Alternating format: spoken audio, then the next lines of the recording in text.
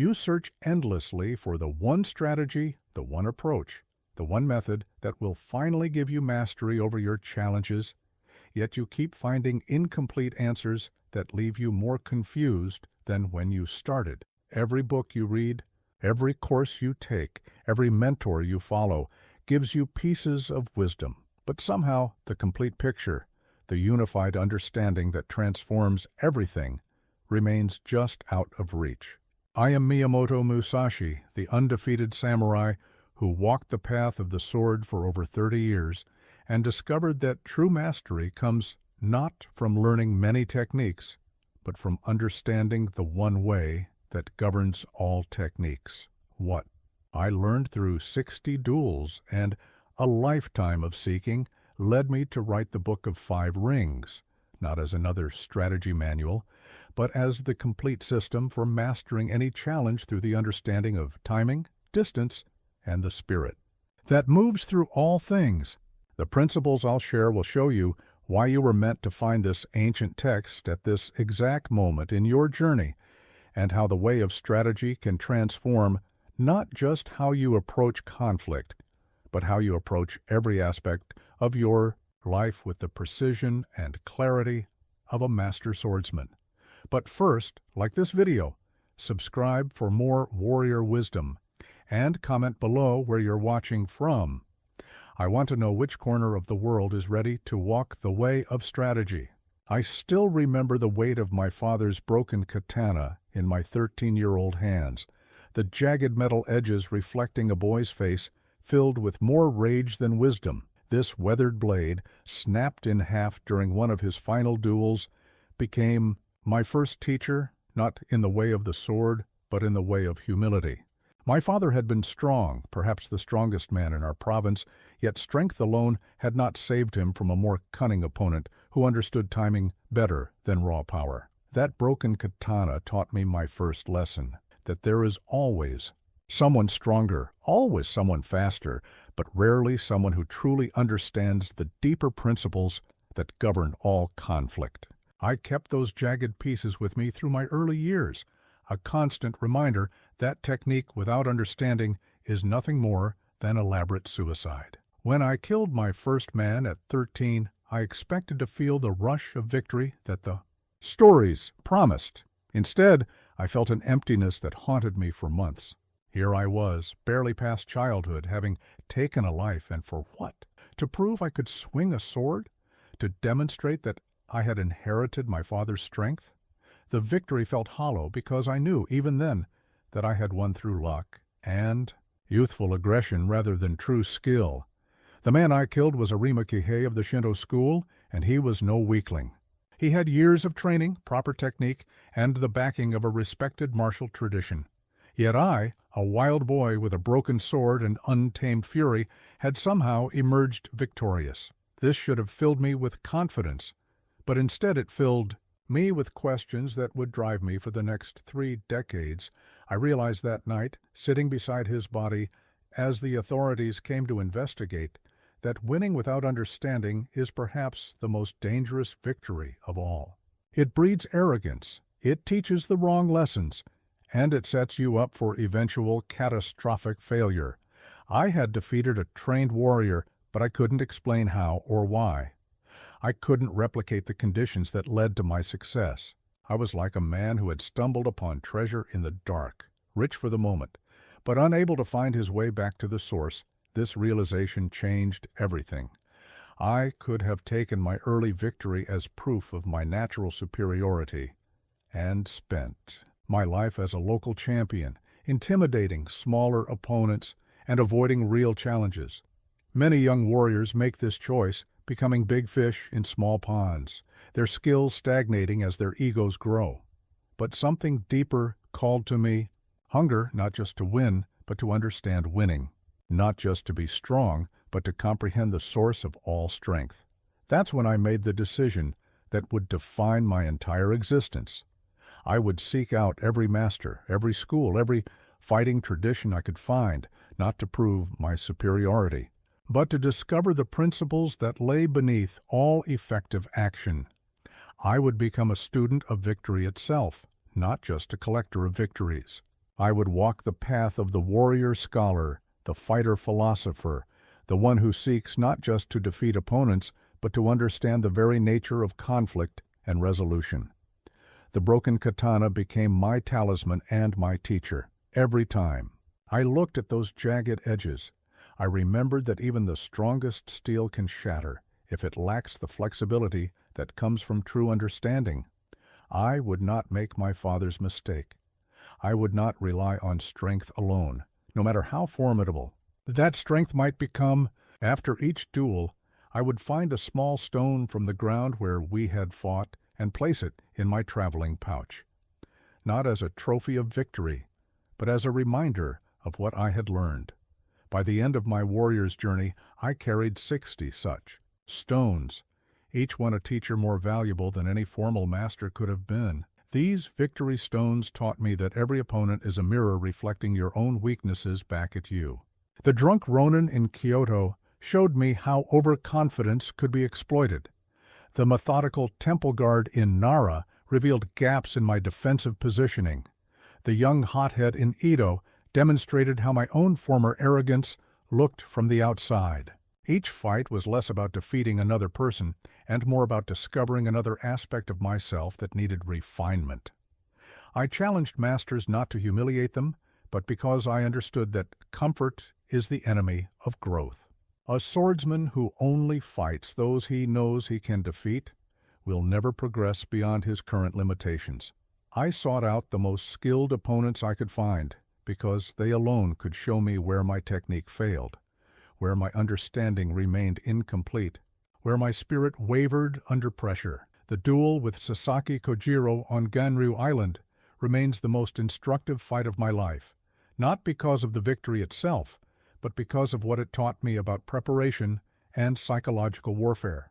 Kojiro was perhaps the most technically gifted swordsman I ever faced. His movements were poetry in motion, his timing nearly perfect, his famous longsword technique something approaching artistry.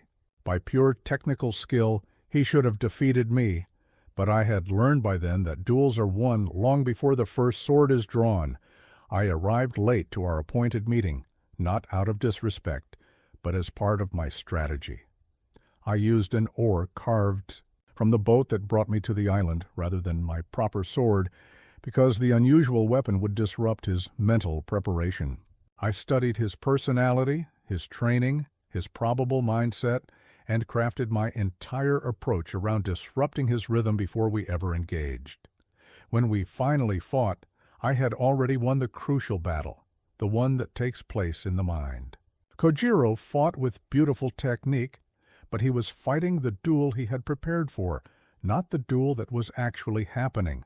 I was fighting not just his sword, but his expectations, his assumptions, his mental model of how such encounters should unfold. This taught me that true strategy extends far beyond the moment of contact. The superior strategist shapes the conditions of engagement to maximize their advantages and exploit their opponent's weaknesses. This principle applies whether you're facing a sword-wielding enemy or negotiating a business deal or navigating a difficult relationship. The real victory happens in the preparation, in understanding your opponent better than they understand themselves, in creating circumstances where your strengths matter more than theirs. Each of my 60 duels revealed new layers of this truth. I began to see patterns that most fighters never notice because they're too focused on their own technique to observe the larger dynamics at play. I learned to read the subtle signs that telegraph an opponent's intentions, the slight shift in weight that precedes an attack, the change in breathing that reveals nervousness, the micro-expressions that betray uncertainty or overconfidence. More importantly, I learned to manage these same signs in myself. The way of strategy is not just about reading others. It's about controlling what others can read in you. A master swordsman reveals nothing unnecessary while gathering every available piece of information about his opponent. This skill of controlled revelation and careful observation serves you in every area of life where you face opposition or negotiation. I spent countless hours striking a wooden training post with my sword, 10,000 strikes that wore the wood smooth and taught me more about mastery than any elaborate technique ever could. This simple makiwara became my most honest teacher, because it never lied about the quality of my form, never flattered my ego, and never allowed me to deceive myself about my progress. Most people fail before they begin because they rush toward advanced techniques without building proper foundation. They want to learn the secret of the perfect cut without first understanding how to hold their sword correctly. They seek the mystical timing of the master without developing the basic footwork that makes such timing possible. This is like trying to build a castle on sand. No matter how beautiful the structure, it will inevitably collapse. The ground you stand on determines every battle you can fight. If your foundation is unstable, your most brilliant strategies become worthless. If your basics are flawed, your advanced techniques will magnify those flaws rather than compensate for them. This principle extends far beyond swordsmanship into every area where mastery matters. Before engaging any opponent, you must first study them completely. Not just their obvious strengths and weaknesses, but their habits, their training background, their psychological patterns, their preferred timing and distance.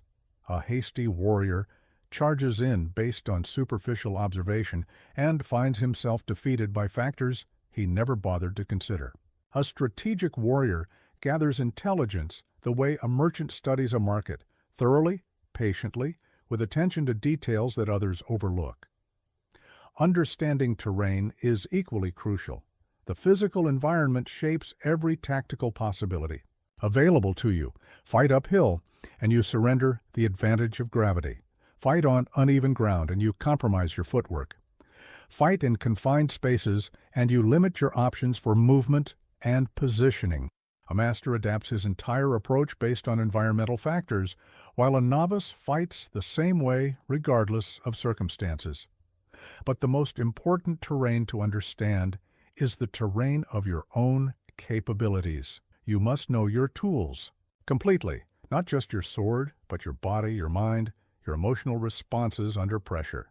You must understand exactly what you can and cannot do, what range of motion is natural to you, what techniques align with your physical structure and temperament.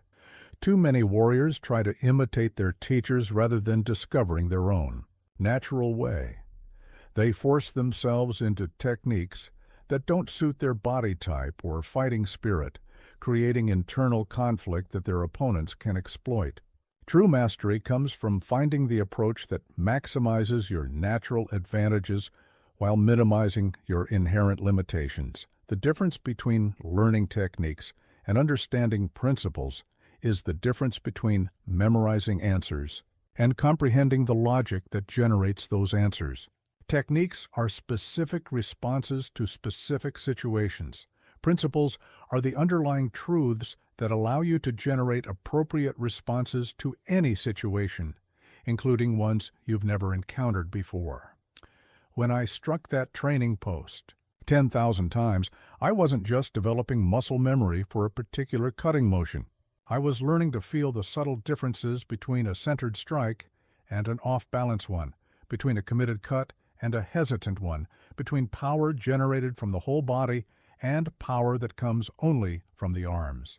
These lessons in feeling and sensitivity became the foundation for every advanced concept I would later develop. The training post taught me patience, the understanding that mastery is built through countless repetitions of fundamental movements, each one performed with complete attention and intention. There are no shortcuts to true competence, no secret techniques that bypass the need for solid basics, no mystical insights that substitute for disciplined practice. Your foundation determines not just what you can build, but how long it will last and how much stress it can withstand. Build carelessly, and your skills will crumble under pressure. Build with attention to proper principles, and your abilities will only grow stronger as you advance. I carry with me a smooth river stone, worn perfectly round by countless years of flowing water. This simple object taught me more about strategy than any sword manual ever could. Water is soft, yielding, seemingly weak, yet it carves the deepest. Canyons and shapes the hardest stone through patient persistence and perfect adaptability. Watch water flow around an obstacle, and you will understand the essence of superior strategy. Water doesn't fight the rock. It finds the path of least resistance while maintaining its essential nature and ultimate direction. It takes the shape of whatever contains it while never losing its fundamental properties. This is the secret of adaptive power, maintaining your core purpose while adjusting your form to overcome any resistance. Rigidity leads to defeat in any situation because rigidity cannot respond to changing circumstances. The rigid tree breaks in the storm while the flexible reed bends and survives. The rigid fighter breaks when faced with an unexpected attack, while the adaptive fighter flows with the energy and redirects it to his advantage. The rigid mind shatters when confronted with new information, while the adaptive mind incorporates that information and becomes stronger. I learned to read the rhythm of every situation like reading the current of a river. Every opponent has a natural tempo, the pace at which they think, move, and react. Some fighters are naturally fast and aggressive. Others are slow and methodical. Some are steady and consistent. Others are erratic and unpredictable. Success comes from recognizing these rhythms and either matching them when advantageous or disrupting them when necessary. When you match your opponent's rhythm, you create a kind of harmony that allows you to predict their movements and timing. When you deliberately break their rhythm, you create confusion and openings that you can exploit, but this requires the water-like ability to change your own tempo instantly and completely, without losing your center or purpose. The art of yielding. To overcome is perhaps the most difficult concept for aggressive personalities to master. It feels counterintuitive to give ground when your instinct is to push forward. It seems weak to bend when your training tells you to stand firm. But observe water long enough and you will see that yielding is not submission. It is strategic positioning for ultimate victory. When I yield to an opponent's attack, I am not retreating in defeat. I am drawing them forward into a position where their strength becomes their weakness, where their momentum carries them past their point of balance, where their commitment to their attack prevents them from defending against my counterattack. This is yielding with purpose, not yielding from fear. Timing your movements with natural flow rather than forcing outcomes requires extraordinary sensitivity and patience. Most people try to impose their will through direct opposition, like trying to push a boulder uphill through pure strength. The waterway is to wait for the moment when the boulder is already moving in your desired direction, then add just enough pressure to guide its path. This principle transforms how you approach every form of conflict or negotiation. Instead of meeting resistance with greater resistance, you learn to redirect that resistance toward your own goals. Instead of fighting against the natural tendencies of people and situations, you learn to work with those tendencies while guiding them toward your desired outcome.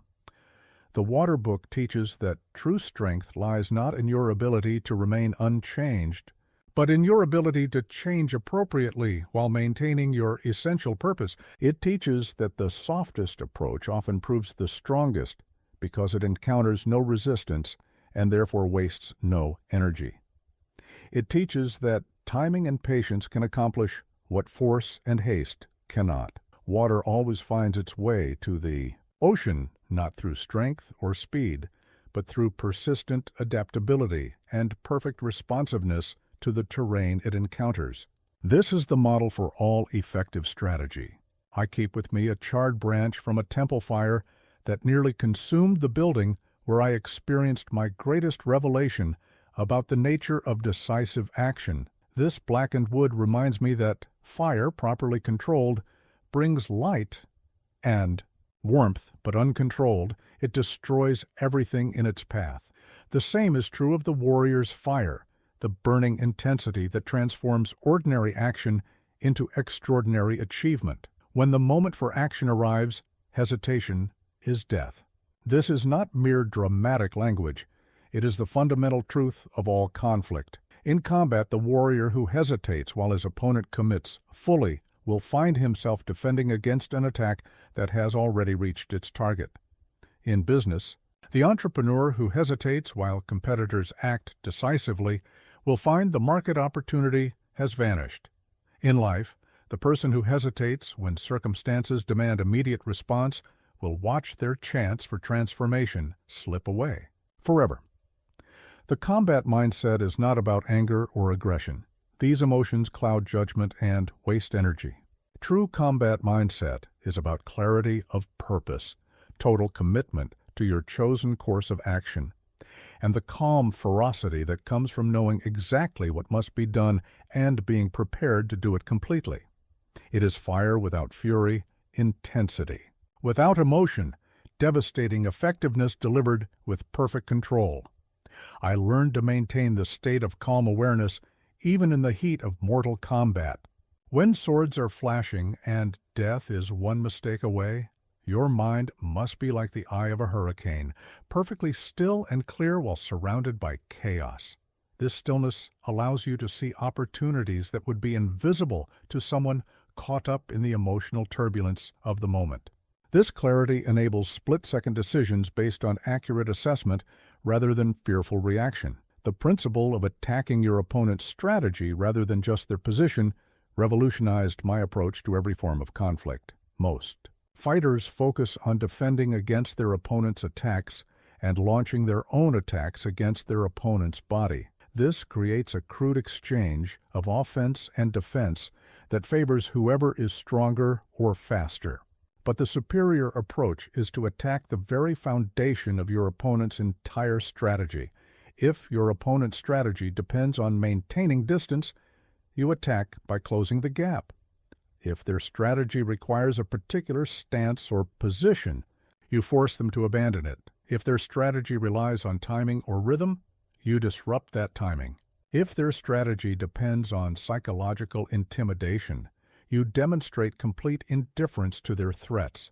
You don't just fight their techniques, you make their entire approach impossible to execute. Creating overwhelming advantage through superior positioning is the hallmark of strategic thinking. Rather than meeting your opponent on equal terms and hoping your skills prove superior, you maneuver until the confrontation takes place under conditions that heavily favor your strengths and exploit their weaknesses. You choose the terrain, the timing, the distance, and the nature of the engagement itself. By the time active conflict begins, the outcome is already determined by the positioning that preceded it. The importance of commitment once you begin your attack cannot be overstated. Half-hearted action guarantees failure in any crucial situation. When you decide to act, you must act with every fiber of your being, holding nothing in reserve, accepting no possibility of retreat or reconsideration. This total commitment creates a kind of irresistible force that overwhelms opposition through sheer intensity and focus. This does not mean acting recklessly or without thought. The time for consideration is before you commit to action. Once that commitment is made, doubt becomes your greatest enemy. Uncertainty in execution undermines even the most brilliant strategy. Complete commitment, even to an imperfect plan, often succeeds where partial commitment to a perfect plan fails. The fire that burns within true warriors and leaders is not the fire of anger or desperation. It is the fire of absolute certainty about your purpose, unwavering commitment to your chosen path, and the focused intensity that comes from knowing that success or failure depends entirely on the quality of your action in this moment. This fire illuminates the way forward and burns away everything that is not essential to victory.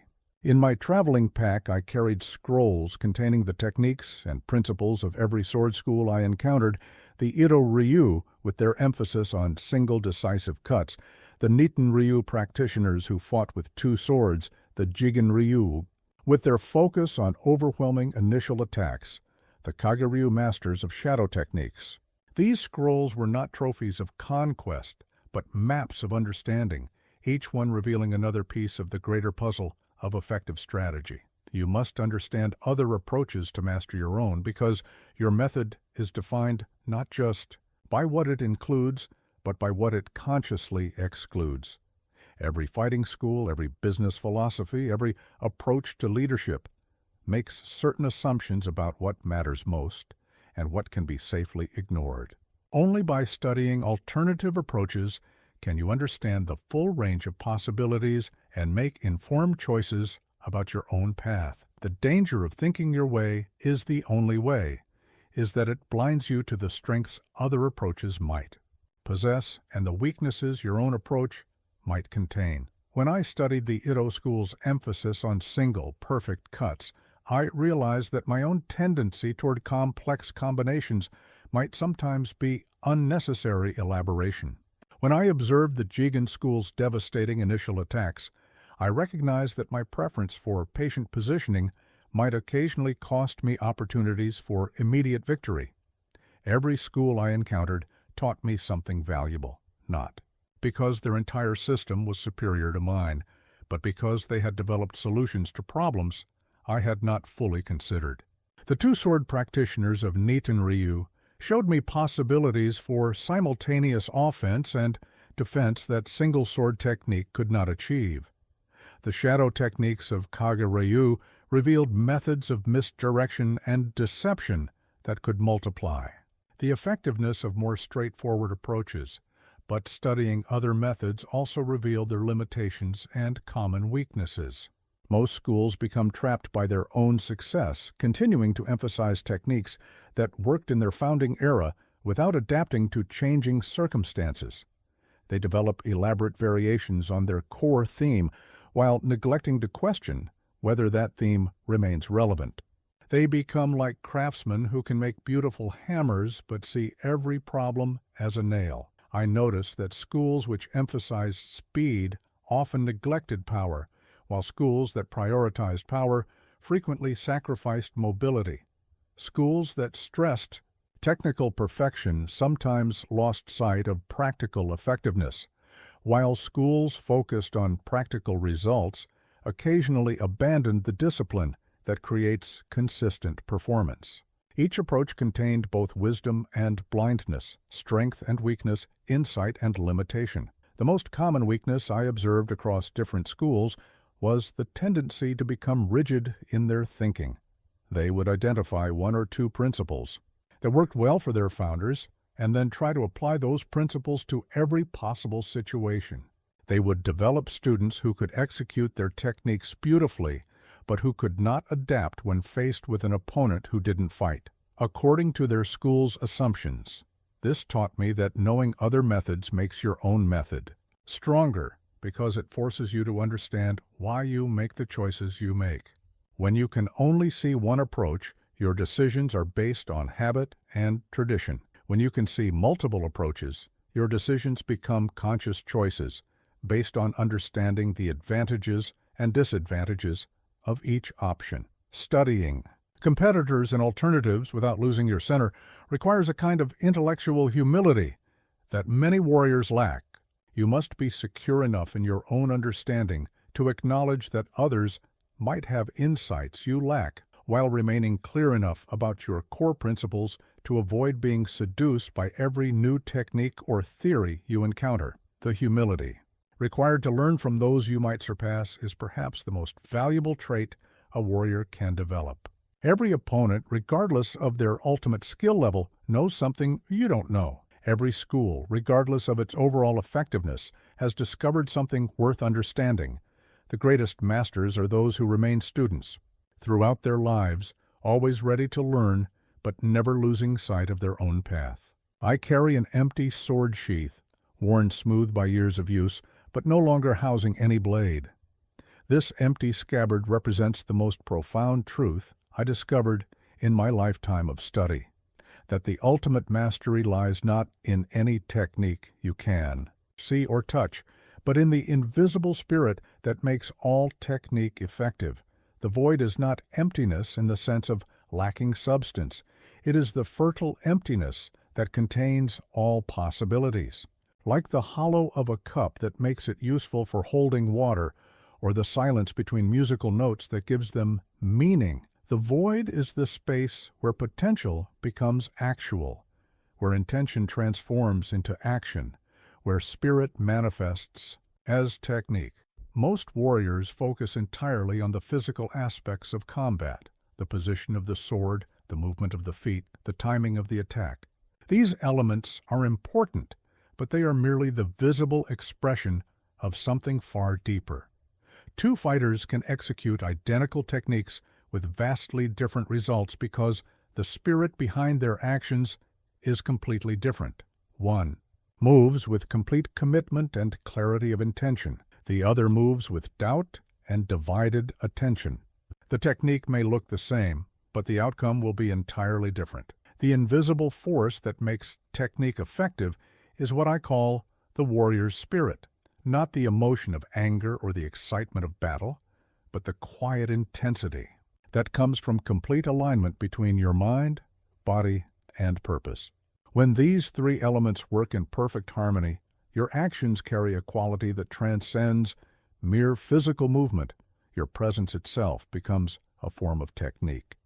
I learned to cultivate this warrior's intuition through years of facing life and death. Situations where thinking was too slow and conventional technique was insufficient. In the space between recognizing a threat and responding to it, something beyond conscious thought would take over, a kind of knowing that operated faster than reason and more accurately than analysis. This intuition could read an opponent's intentions before they were fully formed, could sense the perfect moment for action before any external signal appeared. This spirit determines outcome more than skill, because skill without spirit is merely mechanical repetition, while spirit can transform even imperfect technique into devastating effectiveness. I have seen crude fighters with indomitable spirit defeat technically superior opponents who lacked that inner fire. I have witnessed moments when sheer force of will overcame significant disadvantages in training, experience, and physical capability. The moment when conscious technique becomes unconscious. Mastery is the moment when you stop thinking about what you're doing and simply become the action itself. Your sword becomes an extension of your intention rather than a tool you manipulate. Your movement flows from your center rather than being directed by your mind. Your timing emerges from perfect harmony with the situation rather than from calculated decision-making. This transformation cannot be forced or hurried. It emerges naturally from years of dedicated practice, countless repetitions, and total immersion in the way of strategy. One day you realize that you are no longer performing techniques. You have become the technique. You are no longer using strategy. You have become strategy itself. The greatest victories happen before the battle begins because they occur in the realm of spirit and intention. When your spirit is completely prepared, when your intention is absolutely clear, when your commitment is total, the physical confrontation becomes merely the inevitable expression of spiritual victory that has already been achieved. Your opponent senses this completeness and knows, even before the first move is made, that they are facing something beyond their ability to overcome. The peace that comes from complete preparation is not the absence of conflict, but the presence of absolute readiness for whatever conflict may arise. It is the calm that comes from knowing you have done everything possible to develop your abilities, understand your situation, and prepare for every contingency you can imagine. This peace is itself a weapon more powerful than any physical technique. My traveling staff, worn smooth by countless miles of solitary wandering, became more than a walking aid. It became a symbol of the path that only I could walk. This simple piece of wood supported me through years when I had no companions, no teachers, no one to rely upon but myself. Those solitary years taught me lessons that no master could have imparted and revealed truths that only emerge when you face the world entirely on your own. True mastery requires periods of complete solitude because certain insights can only be discovered when you strip away all external support and validation. When you have teachers, you tend to measure your progress against their expectations. When you have fellow students, you compare your advancement to theirs. When you have an established school or tradition, you follow their prescribed path rather than discovering your own. But when you walk alone, you must develop your own standards, create your own methods, and find your own way forward. During my hermit years, I lived in caves, mountain retreats, and abandoned temples, sometimes going weeks without speaking to another human being. This isolation was not an escape from the world, but a deeper engagement with the fundamental questions that most people avoid by staying busy with social obligations and conventional activities. In solitude, you cannot hide from your own weaknesses, cannot blame others for your failures, cannot rely on external motivation to drive your practice. The lessons that come only through isolation are lessons about your true character, who you are when no one is watching, what you're capable of when no one is encouraging you, how disciplined you can become when no external structure enforces that discipline. I discovered reserves of determination I never knew I possessed, developed practices that perfectly suited my temperament and goals, and faced aspects of myself that I had been avoiding through constant activity and social interaction. Solitude strips away everything but essential truth. In the company of others, you can maintain comfortable illusions about your abilities, your progress, and your understanding. But when you're alone with your practice day after day, month after month, you cannot deceive yourself. Your sword work either improves or it doesn't. Your meditation either deepens or it remains superficial.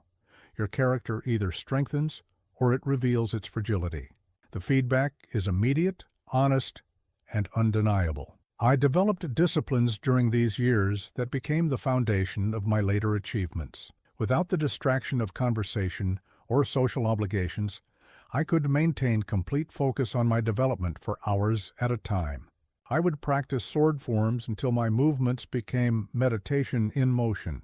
I would sit in contemplation until the boundary between observer and observed dissolved completely. I would study strategy texts until their principles became as natural to me as breathing.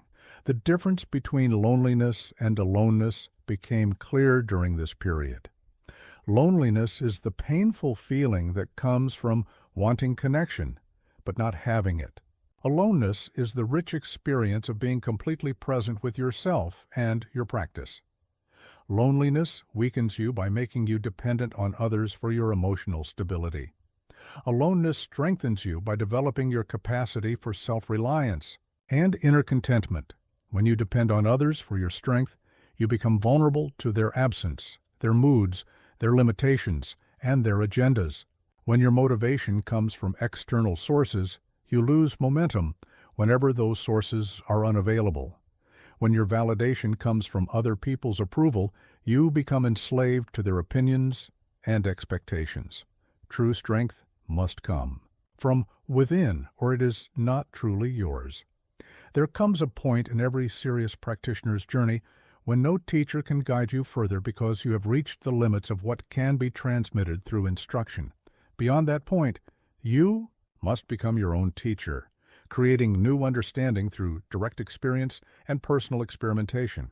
This transition from student to self-directed explorer requires the courage to abandon the safety of following others and the wisdom to trust your own developing judgment. Finding your own way when no external guidance is available requires a kind of inner compass that can only be developed through extensive solitary practice. You must learn to distinguish between true insight and wishful thinking, between genuine progress and self-deception, between necessary discipline and pointless suffering. This discernment comes not from reading books or following teachers, but from years of careful observation of your own experience. I trained for months with a simple cloth blindfold, learning to perceive my opponents through senses other than sight. This piece of fabric taught me that true perception goes far beyond what the eyes can see. When you remove your dependence on vision, you develop awareness of subtle vibrations, changes in air pressure, shifts in breathing patterns, and the countless other signals that most people ignore because they are so focused on obvious visual information. Developing perception beyond the obvious is essential because your opponents will always try to deceive your eyes while revealing their true intentions through channels they cannot consciously control. A skilled fighter can mask his preparation for an attack through careful body language, but he cannot hide the slight change in his breathing or the subtle shift in his center of gravity that precedes explosive movement. These unconscious signals tell the truth even when conscious signals lie. Learning to read the intentions behind actions, rather than just the actions themselves, transforms your ability to respond appropriately to any situation. Most people react to what has already happened. They see the punch coming and try to block it. They notice the market shift and try to adapt. They observe the hostile behavior and try to defend against it. But by the time an action becomes visible, it is often too late for optimal response. The superior approach is to read the intention that precedes the action and respond to that. I developed the skill of sensing what hasn't happened yet through years of life and death encounters where survival depended on recognizing threats before they fully manifested. This ability operates faster than conscious thought and more accurately than logical analysis. It reads patterns in the flow of energy and attention that telegraph future events the way clouds telegraph coming weather.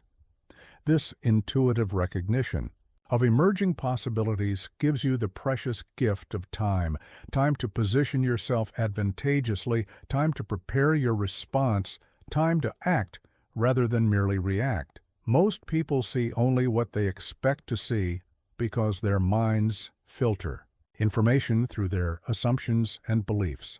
They notice what confirms their existing understanding and ignore what challenges it. They perceive what fits their mental models and miss what doesn't. This selective perception creates blind spots that skilled opponents can exploit.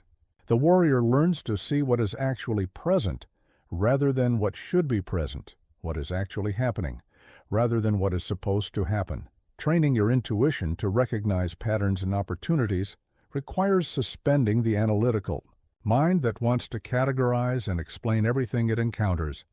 Analysis is useful for understanding what has already occurred, but intuition is necessary for recognizing what is about to occur. Intuition operates through pattern recognition that happens below the threshold of conscious awareness. It sees the whole picture instantly, rather than building understanding piece by piece. The difference between watching and truly observing is the difference between passive reception and active investigation. Watching is letting images enter your eyes without deeper engagement. Observing is actively seeking information, looking for patterns, reading context and subtext, gathering intelligence that can inform your strategy. An observer notices not just what people do, but how they do it, when they do it, what they avoid doing, and what their choices reveal about their character and intentions. This principle of enhanced perception applies far beyond physical combat. In business negotiations, you learn to read the real concerns behind the stated positions. In relationships, you sense the unexpressed emotions that drive behavior. In any competitive situation, you recognize opportunities and threats before they become obvious to others. This enhanced awareness gives you a decisive advantage because you're operating with more complete information than your opponents possess. The skill of controlled observation, gathering maximum information while revealing minimum information about yourself, becomes crucial in any form of strategic interaction. You want to read your opponent completely while remaining unreadable yourself. This requires discipline in managing your own signals while maintaining sensitivity to theirs. During a meditation on the nature of time, I accidentally shattered an hourglass with an overly forceful gesture. As I watched the sand scatter across the floor, I realized that this broken timepiece had taught me more about timing than any functioning clock ever could. True timing transcends measurement. It flows from deep understanding of natural rhythms and the ability to recognize when conditions align for decisive action.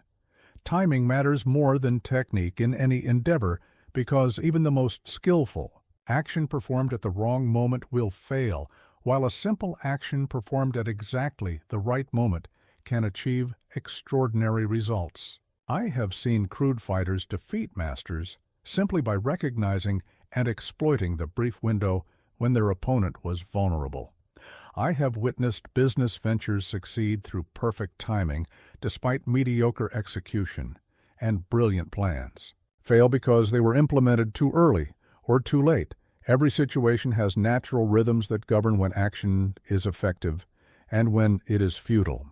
In combat, there are moments when your opponent is committed to an attack and cannot change direction, moments when they are between techniques and temporarily defenseless, moments when their attention is focused elsewhere and they cannot perceive your movement.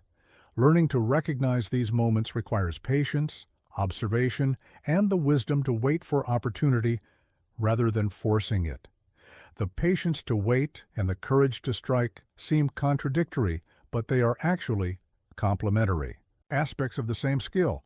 Patience without courage becomes mere hesitation. You see the opportunity, but lack the decisiveness to act on it. Courage without patience becomes reckless aggression. You act boldly, but at inappropriate moments when your action cannot succeed. True timing combines both qualities, the discipline to wait until conditions are favorable and the commitment to act decisively when that moment arrives. Reading the tempo of your opponent or situation is like learning to dance with an invisible partner. Every person, every organization, every market has its own natural rhythm, the pace at which it processes information, makes decisions, and implements changes. Some opponents are naturally fast and reactive. Others are slow and methodical. Some situations develop rapidly and require quick responses. Others unfold gradually and reward patient positioning. Success comes from understanding these rhythms and synchronizing your actions with them. But there are also times when you must create your own timing rather than waiting for natural timing to emerge. When circumstances are not naturally favorable, you can sometimes force them to become favorable through strategic action. You can accelerate your opponent's tempo until they make mistakes from rushing, or slow their tempo until they become frustrated and overcommit. You can create artificial urgency that forces premature decisions, or artificial delays that cause opportunities to expire. The natural rhythms that govern all conflict and opportunity operate on multiple time scales simultaneously. There is the immediate rhythm of moment-to-moment action and reaction. There is the medium-term rhythm of campaign development and strategic positioning. There is the long-term rhythm of preparation, engagement, and resolution. A master strategist operates on all these levels simultaneously, ensuring that his immediate actions serve his medium-term positioning and that his medium-term positioning advances his long-term objectives. Why premature action is as dangerous as delayed action becomes clear when you understand that timing is about energy and momentum rather than speed. Premature action dissipates your energy against resistance that is still strong, like trying to break down a door that is still firmly locked. Delayed action allows the moment of opportunity to pass, like arriving at a door that has already been closed and barred. Perfect timing strikes when resistance is at its weakest and opportunity is at its peak. The broken hourglass taught me that measured time and strategic time operate according to different principles. Measured time is mechanical and uniform, each second identical to every other second. Strategic time is organic and variable, some moments containing infinite possibility, while others offer nothing but futility. The warrior learns to live in strategic time, where a single perfect moment can accomplish what hours of effort at the wrong time cannot achieve. I carry with me an unmarked piece of paper, blank, clean, containing no map or directions, that guided me better than any detailed chart ever could. This empty map represents one of the most paradoxical truths I discovered, that sometimes having no plan becomes the perfect plan, and the strategy of no strategy can defeat the most elaborate preparations. When you cling too tightly to a predetermined plan, you become blind to opportunities that weren't part of your original conception and vulnerable to attacks you didn't anticipate. The rigid strategist fights the battle they prepared for rather than the battle that is actually happening. They execute their planned movements even when circumstances have changed dramatically, like a musician continuing to play a written score even when the rest of the orchestra has shifted to a different piece. I learned this lesson during a duel, where my opponent had clearly studied my previous fights and prepared specific counters to my usual techniques. Every strategy I attempted, he had anticipated. Every approach I favored, he had developed responses for. My preparation, which should have been my advantage, had become my limitation because it made my actions predictable. That day, I won only by abandoning everything I had planned and responding purely to what was happening in each moment. The danger of over-preparation is that it can create mental rigidity that prevents you from adapting to unexpected circumstances. When you invest heavily in a particular approach, you become psychologically committed to making that approach work even when evidence suggests it isn't working. This commitment to your plan rather than your objective causes you to persist with ineffective tactics rather than shifting to more appropriate ones. Complete adaptability while maintaining purpose requires holding your goal firmly while holding your methods lightly. Your objective should be like the North Star, fixed and unchanging, providing constant direction.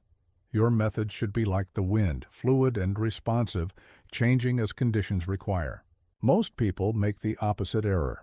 They hold their methods rigidly while allowing their objectives to drift and change.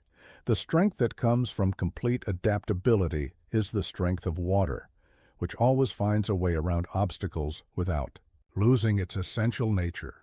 When you have no fixed strategy, you cannot be trapped by someone who has studied your patterns. When you have no predetermined approach, you cannot be defeated by someone who has prepared counters to your usual methods. You become like a master improviser who can create beautiful music without a written score. Beginner's mind often defeats expert knowledge because beginners see what is actually present, while experts see what they expect to be present based on their accumulated knowledge. The beginner approaches each situation freshly, without preconceptions about how it should unfold. The expert approaches each situation through the filter of past experience, which can blind them to new possibilities or change circumstances. The strategy that emerges from pure response to what is happening is often more appropriate than any strategy that could be planned in advance, because it takes into account all the variables that couldn't be anticipated during the planning phase. This emergent strategy is like a river finding its course. It naturally follows the path of least resistance while steadily moving toward its destination. But this approach requires tremendous skill and experience to execute effectively. The Yohan strategy of no strategy is not about being unprepared or acting randomly. It is about being so thoroughly prepared in fundamental principles that you can respond appropriately to any situation without needing a specific plan for that situation. It is like being so fluent in a language that you can have conversations about any topic without scripting your responses in advance. When to abandon your strategy for something better requires the wisdom to recognize when your plan is no longer serving your objective and the courage to let go of your investment in that plan. This decision point often comes when you realize that circumstances have changed so dramatically that your original strategy is not just ineffective, but counterproductive. During my travels, I encountered a merchant's ledger that revealed strategic thinking as sophisticated as any military campaign I had studied. This business book taught me that the principles of warfare apply directly to commerce and career advancement. The same understanding of positioning, timing, and resource management that wins battles also builds lasting success in any competitive endeavor. The art of competitive positioning in any field operates on the same principles as battlefield positioning. You must understand the terrain completely, not just the physical marketplace, but the psychological and cultural landscape in which you operate. You must identify your advantages and disadvantages relative to your competitors, just as a general assesses his army's strengths and weaknesses compared to the enemy. You must choose your battles carefully, engaging where you can win, and avoiding confrontations where victory is unlikely or too costly. Understanding your market terrain like a battlefield means recognizing that every business environment has high ground and low ground, defensible positions and vulnerable areas, supply lines and weak points.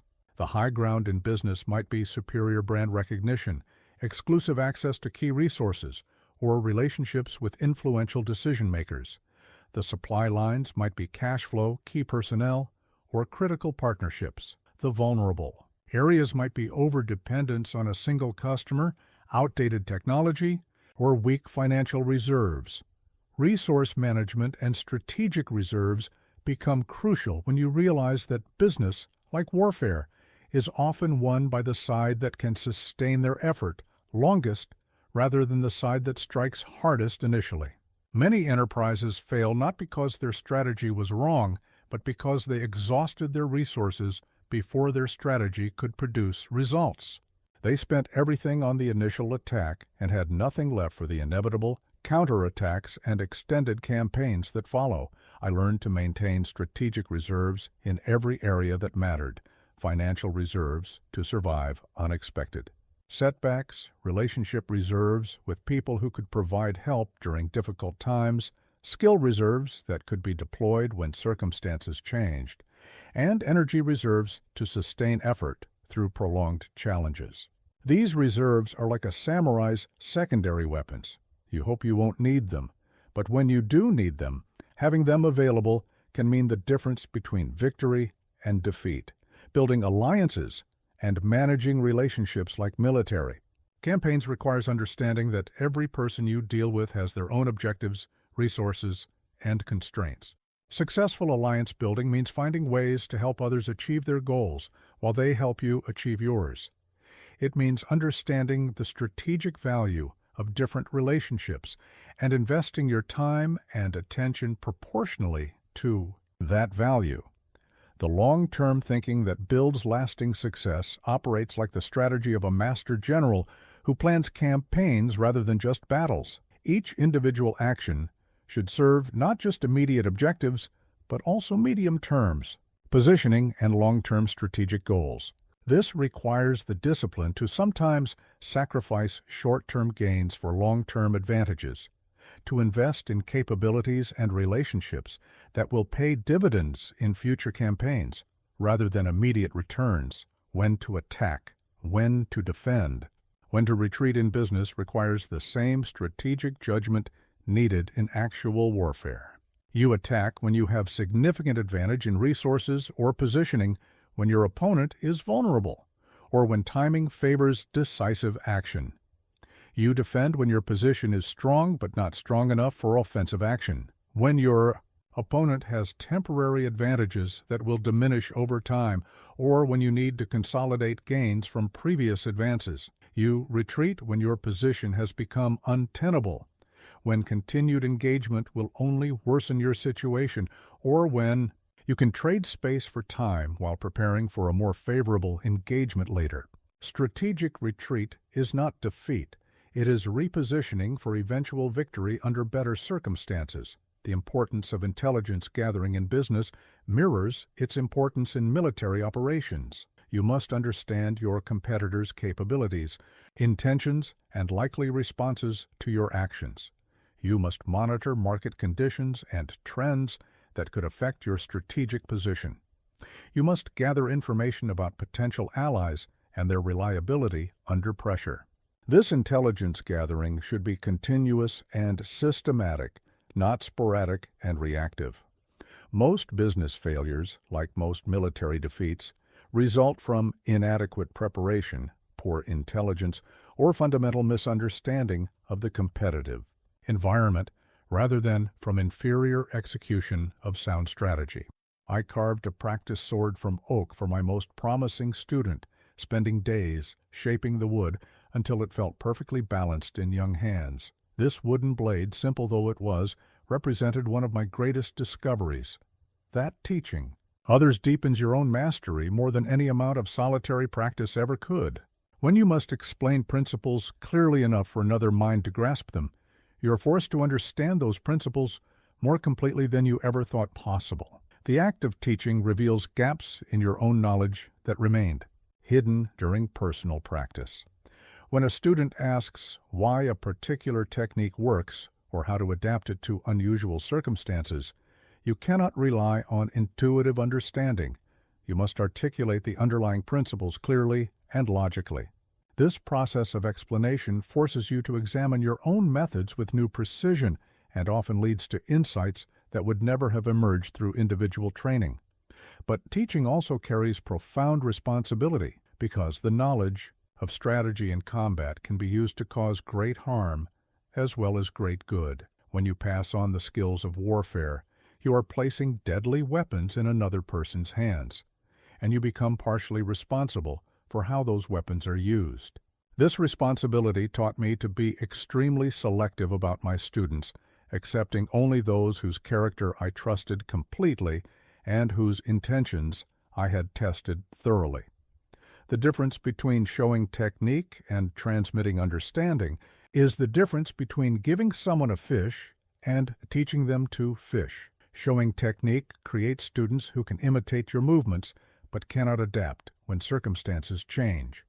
Transmitting understanding creates students who grasp the principles behind the movements and can therefore generate appropriate responses to new situations. The first approach produces copies. The second approach produces innovators. I learned to teach principles rather than techniques because principles are universal, while techniques are situational. A student who understands the principle of timing can develop timing in any context. A student who only knows specific timing patterns will struggle when faced with opponents who don't conform to those patterns. A student who grasps the principle of distance can manage distance regardless of weapon or environment. A student who only knows predetermined distances will be confused by unfamiliar circumstances. Why the best students often surpass their teachers became clear to me as I watched my own disciples develop. They inherited the understanding I had gained through decades of struggle, but they didn't inherit my limitations, my blind spots, or my unconscious habits. They could build upon my foundation without being constrained by my personal history or psychological patterns. Fresh minds could see possibilities that my experience-laden mind might overlook. This realization taught me that true mastery includes the willingness to be surpassed by those you teach. A teacher who tries to keep his students beneath his own level out of ego or insecurity ultimately reveals that he has not truly mastered the most important lesson of all. That knowledge grows stronger when it is shared generously rather than hoarded selfishly. The humility required to guide others while continuing to learn yourself is perhaps the most challenging aspect of teaching. You must maintain authority and confidence necessary for effective instruction, while remaining open to learning from your students' questions, insights, and different perspectives. Some of my greatest breakthroughs came from trying to answer questions that my students posed, questions that forced me to examine familiar concepts from completely new angles. Creating a legacy that outlives your physical presence requires planting seeds of understanding in minds that will continue growing long after you are gone. The wooden sword I carved for that first student eventually became the model for dozens of others as he began teaching his own disciples. The principles I shared with him spread through multiple generations of warriors, each one adding their own insights while preserving the essential core of understanding. This is how true mastery achieves a kind of immortality, not through monuments or written records, but through living understanding that continues to develop and spread through an ever-expanding network of minds that have been touched by wisdom and choose to pass it forward. I keep a polished bronze mirror that reflects not just my physical appearance, but reveals the inner struggles that no external enemy could ever expose as clearly. This mirror of truth taught me that the most important battles happen within yourself, and that victory over external opponents means nothing if you remain defeated by your own fear, doubt, and internal resistance. The inner battlefield is where wars are truly won or lost, because external conflicts are merely the visible expression of internal states. A warrior who has not conquered his own fear will betray that fear through subtle signals that his opponent can read and exploit. A strategist who has not mastered his own impatience will reveal his intentions prematurely and lose the advantage of surprise. A leader who has not overcome his own doubt will inspire doubt in his followers, undermining their commitment and effectiveness. Conquering fear, doubt, and internal resistance requires understanding that these emotions are not signs of weakness but natural responses to challenging situations. Fear alerts you to danger and can sharpen your awareness if properly managed. Doubt prevents you from acting rashly on insufficient information if channeled constructively. Resistance often signals that you are pushing against your own deeper wisdom and need to reconsider your approach. The problem is not having these emotions, but being controlled by them. Fear becomes destructive when it paralyzes action or causes you to retreat from necessary challenges. Doubt becomes harmful when it prevents you from acting decisively when action is required. Resistance becomes counterproductive when it keeps you from making changes that you know are necessary for your growth and success. Self-deception defeats more warriors than any enemy because you cannot effectively fight an opponent you refuse to acknowledge. When you lie to yourself about your capabilities, your preparation, or your situation, you create false confidence that crumbles under pressure. When you avoid confronting your weaknesses, those weaknesses become vulnerabilities that skilled opponents will discover and exploit. When you refuse to see uncomfortable truths about yourself, you remain trapped by limitations that honest self-assessment could help you overcome. The bronze mirror forced me to see myself clearly, not just my strengths and achievements, but my fears, my blindnesses, my unconscious habits that undermined my effectiveness. This clear seeing was often painful because it shattered comfortable illusions about my progress and forced me to acknowledge areas where I was still fundamentally weak.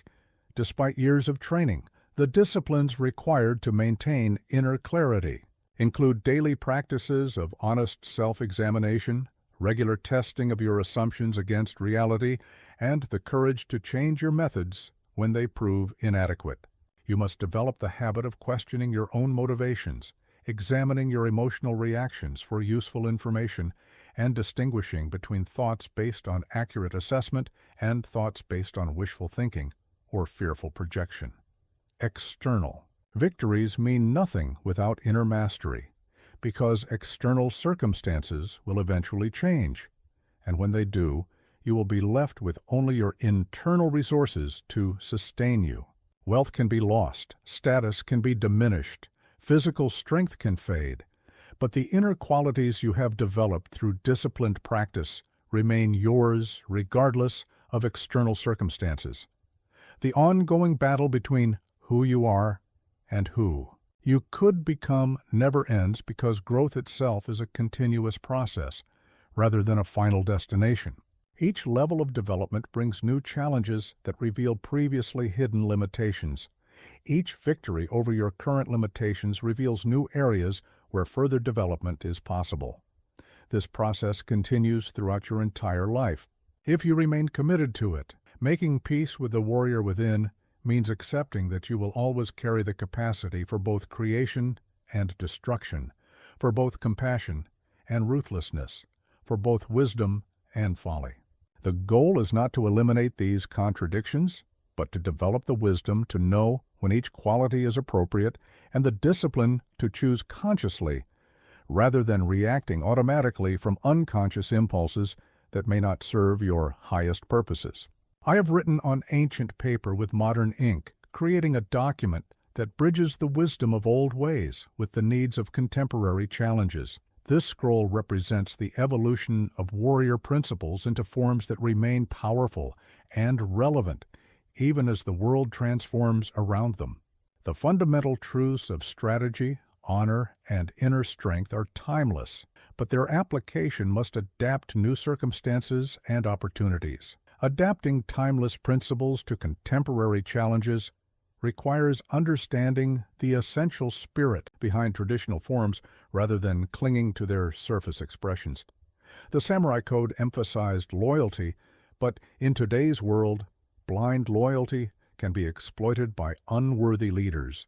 Modern loyalty must be earned through demonstrated integrity and wisdom rather than demanded through position or tradition. The Warrior Code stressed honor, but contemporary honor must account for complex moral situations that simple rules cannot address.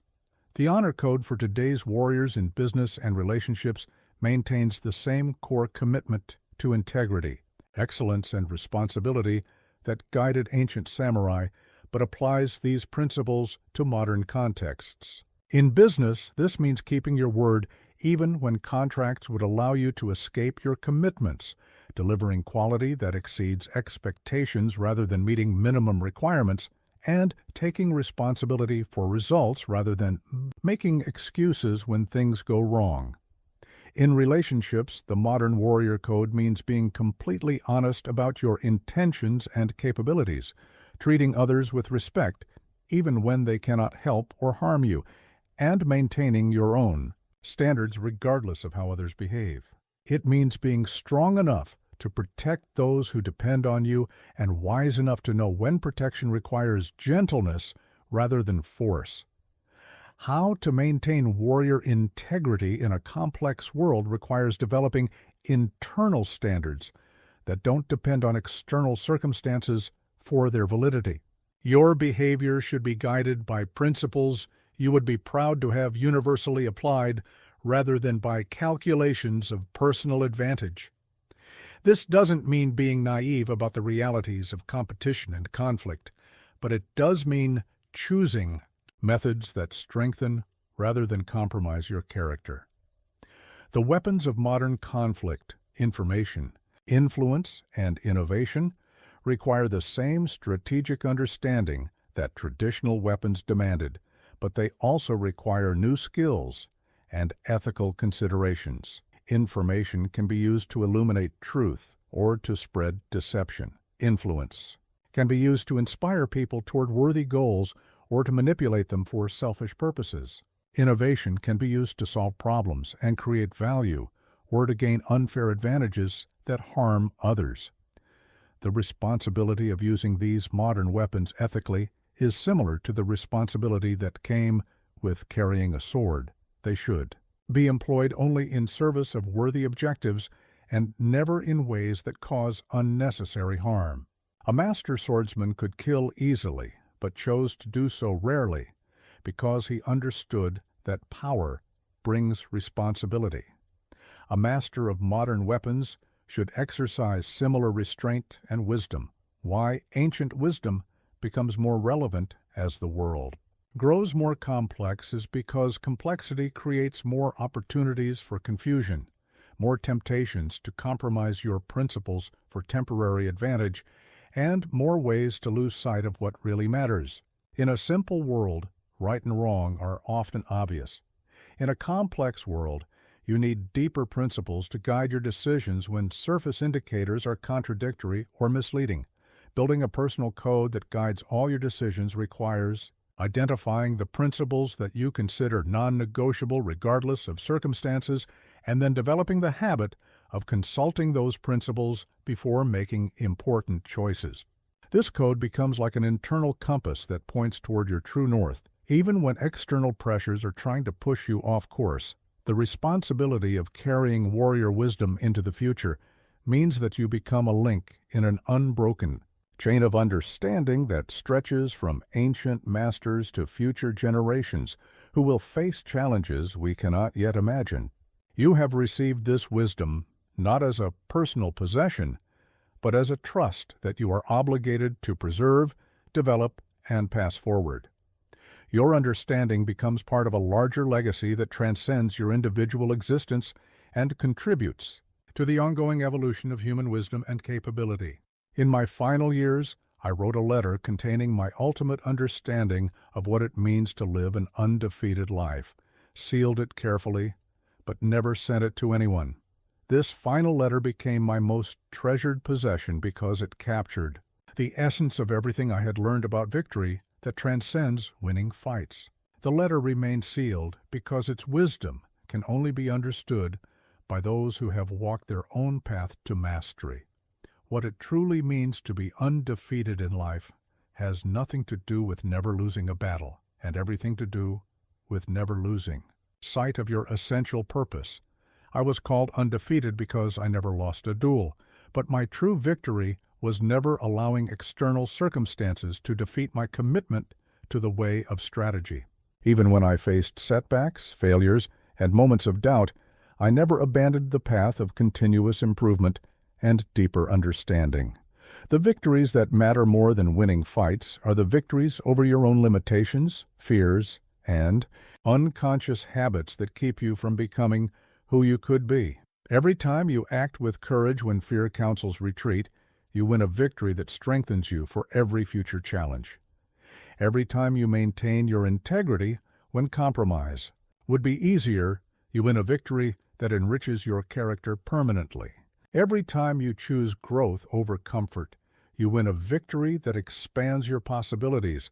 These internal victories are more valuable than external ones because external victories depend partly on circumstances beyond your control, while internal victories depend entirely on choices that are always within your power to make.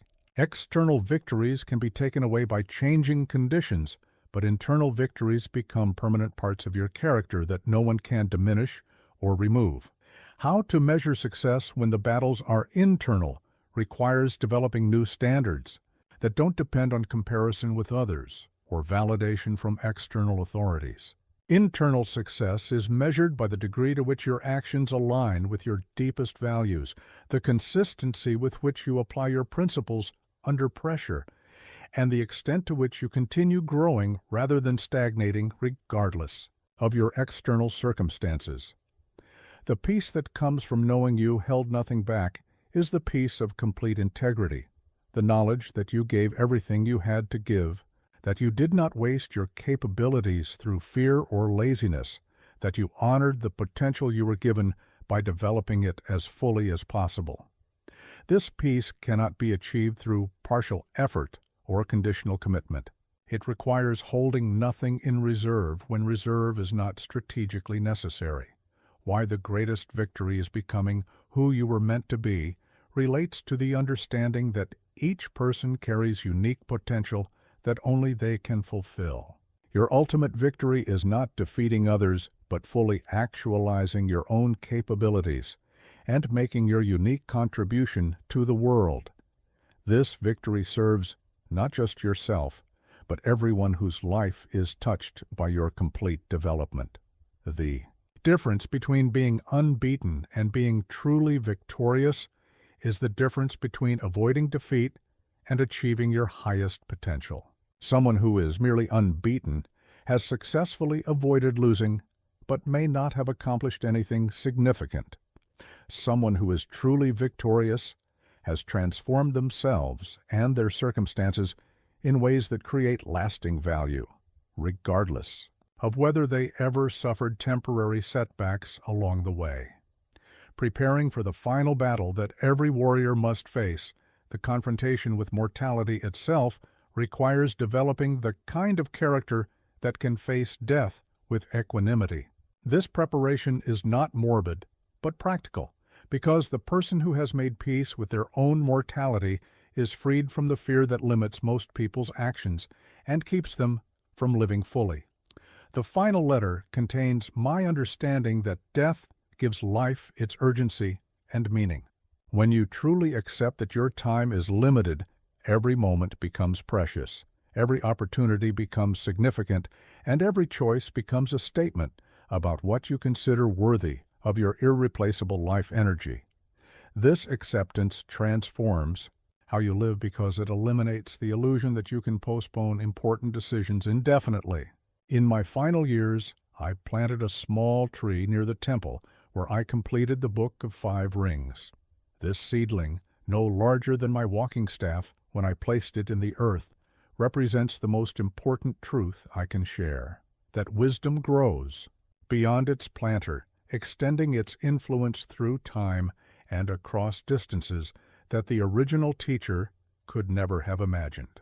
The way of strategy never ends, even at death, because true principles take root in minds and continue growing long after their discoverer has returned to dust. The tree I planted will outlive me by centuries, providing shade for travelers I will never meet, bearing fruit that will nourish people whose names I will never know.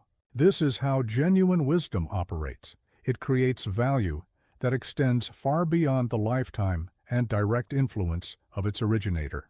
Every person who truly understands these principles becomes a source of that understanding for others, spreading the knowledge through their example, their teaching, and their application of strategic thinking to new situations. Your influence continues through those you have taught and inspired.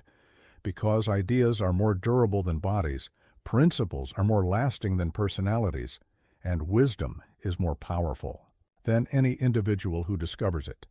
The students I trained will train others who will train still others, creating an expanding network of understanding that carries these insights into circumstances I could never have anticipated. Each generation will adapt the principles to their own challenges while preserving the essential core of strategic wisdom. The ultimate lesson is becoming the path for others to follow, not by demanding imitation, but by demonstrating what becomes possible when someone commits completely to the way of continuous improvement and deeper understanding. When you embody these principles so thoroughly that they become visible in everything you do, you become a living example that shows others what they too could achieve if they chose to walk this path with similar dedication. Why mastering yourself is the greatest gift you can give the world becomes clear when you realize that every person who achieves genuine self-mastery reduces the amount of unconscious harm in the world while increasing the amount of conscious benefit. A person who has conquered their own fears does not spread fear to others. A person who has developed inner strength does not drain others' energy through neediness or manipulation. A person who has found inner peace does not create chaos and conflict wherever they go. The eternal nature of true principles means that what you discover about strategy, timing, positioning, and the development of character will remain valid regardless of how much the external world changes. Technologies will evolve, social structures will transform, but the fundamental patterns of conflict and resolution, the basic requirements for building trust and influence, the core disciplines needed for personal development, these will remain constant because they reflect the nature of human psychology and the laws that govern all effective action. Your responsibility to carry these teachings forward is not a burden, but an honor. You have been entrusted with understanding that has been refined through centuries of testing by masters who risked their lives to discover these truths.